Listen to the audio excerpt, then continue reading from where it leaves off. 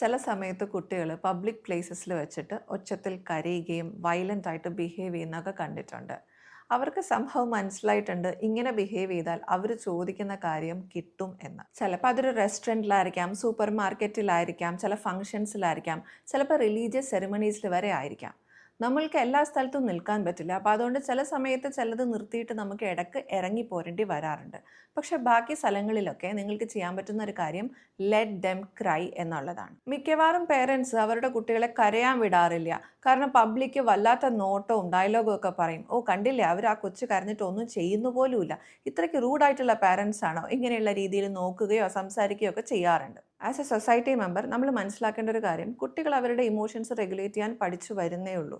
അപ്പോൾ അതുകൊണ്ട് കുട്ടികൾ കരയുന്നത് കണ്ടു കഴിഞ്ഞാൽ വിയേർഡായിട്ടുള്ള ജസ്റ്റേഴ്സിൽ കുട്ടികളെയോ പേരൻസിനെയോ നോക്കുകയോ ഡയലോഗ്സ് പറയുകയോ ചെയ്യാതെ അവിടെ നിന്ന് പതുക്കെ നടന്നു പോവുക. കാമായിട്ടിരിക്കുക, വെയിറ്റ് ചെയ്യുക. കുട്ടി കരയുന്നു എന്ന് കരുതി കുട്ടി ചോദിക്കുന്ന എല്ലാ കാര്യങ്ങളും സാധിച്ചു കൊടുക്കാതിരിക്കുക. ആ കുട്ടിക്ക് ഒരു ഓപ്പർച്യൂണിറ്റി കൊടുക്കുക, നോ മനസ്സിലാക്കാൻ. അല്ലെങ്കിൽ കരഞ്ഞു എന്നുള്ളത് കൊണ്ട് എല്ലാം കിട്ടില്ല എന്ന് മനസ്സിലാക്കാൻ ഒരു ഓപ്പർച്യൂണിറ്റി കൊടുക്കുക. അവർ കരയുമ്പോൾ അവരുടെ കൂടെ ഇരിക്കുക. സ്വാഭാവികമായി തന്നെ കരച്ചിൽ കുറച്ചു നേരം കഴിയുമ്പോൾ കുറയും. ആ സമയത്ത് അവരോട് സംസാരിക്കുക. ഈ ഒരു ബിഹേവിയർ നിങ്ങൾ കണ്ടിന്യൂസ് ആയിട്ട് ചെയ്യുവാണെന്നുണ്ടെങ്കിൽ കുട്ടിക്ക് മനസ്സിലാവും കുറേ കരഞ്ഞു എന്ന് കരുതി ഞാൻ ചോദിക്കുന്ന കാര്യം കിട്ടിക്കൊള്ളണമെന്നില്ല എന്ന്. അപ്പോൾ അത്തരത്തിലുള്ള ബിഹേവിയേഴ്സ് കുറഞ്ഞു